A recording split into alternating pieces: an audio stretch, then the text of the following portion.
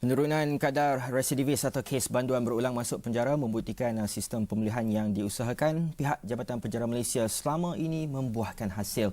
Kebanyakan banduan dilihat berjaya untuk mendapatkan pekerjaan sesudah menjalani hukuman penjara dan ia menunjukkan ada kesedaran bagi mereka untuk mengatur perjalanan ke arah masa depan cemerlang. Bagi membincangkan mengenai perkara ini di Bilik Berita, kita bersama Ketua Pengarah Penjara Malaysia, Datuk Seri Zulkifli Omar. Terima kasih Datuk bersama dengan Wani 745. Melihat kepada program pemulihan dan sistem parol dilaksanakan Jabatan Penjara, apa penanda aras yang menjadikan bekas banduan benar-benar dipulihkan agar mereka ini dapat kembali semula kepada masyarakat? Dan bagaimana kedudukan kita setakat ini berbanding dengan negara lain dalam aspek pemulihan banduan, Datuk? Terima kasih. Kalau kita lihat penanda aras lah kejayaan sistem parol ini, dari segi residivis kadarnya rendah, jadi kejayaan tu 99.5%. Dari situ kita lihat kalau comparison dengan penjara-penjara luar negara, kalau kita lihat seperti mana disebut oleh Timbalan Menteri tadi, bahawa kita lihat 20%, 30% kadar residivis, iaitu kemasukan kembali. Jika kita lihat di sini bermakna sistem parol kita telah menunjukkan keberkesanan, di mana di sini bergantung kepada program pemulihan yang kita adakan, di mana sebelum keluar parol setelah menjadi separuh hukuman, bermakna pemulihan di dalam itu merupakan satu orang kata cara yang paling berkesan, di mana dia perlu mencapai 80% markah dari segi penglibatan dia dalam penjara. Barulah kita membenarkan dia untuk diperolkan.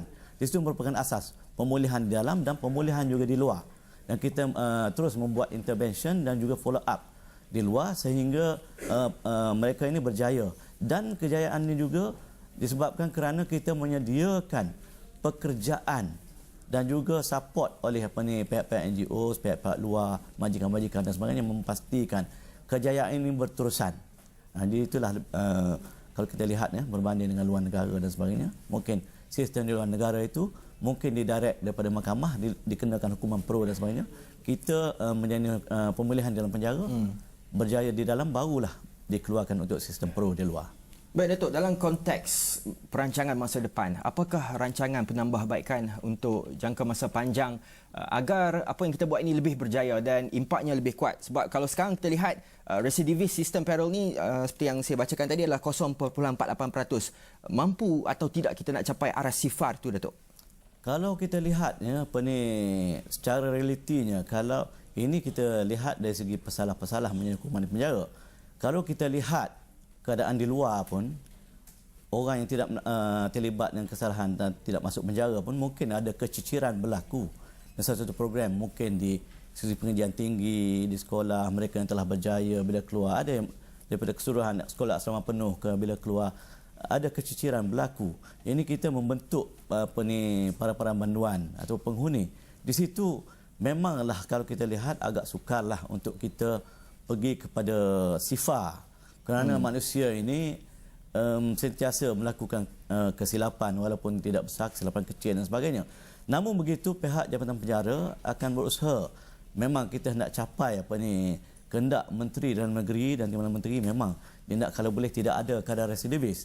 Oleh itu kita berusaha untuk improvekan sistem kita, di mana kita lebih kepada masa hadapan. Kalau dilihat keseluruhan, bukan saja parol, kita melihat bahawa community based corrections itu merupakan asas, yang mana sasaran yang saya letak pun bermakna pada masa hadapan, selain daripada hak core yang menjadi hukuman di penjara, mana pihak bandar-bandar yang lain itu kita nak 2/3 daripada bandar ini menjadi hukuman di luar penjara.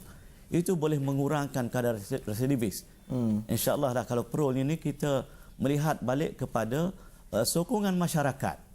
Bila dia bebas parol, sokongan masyarakat, keluarga, majikan dan sebagainya memastikan bahawa dia mempunyai keyakinan yang lebih tinggi dengan support daripada masyarakat, insyaAllah. Datuk Seri ada sebut berkenaan dengan sokongan masyarakat, itu menarik sikit perhatian saya. Bagaimana setakat ini penerimaan masyarakat dalam nak menjayakan program parol ni daripada segi keluarga, masyarakat luar, majikan dan sebagainya?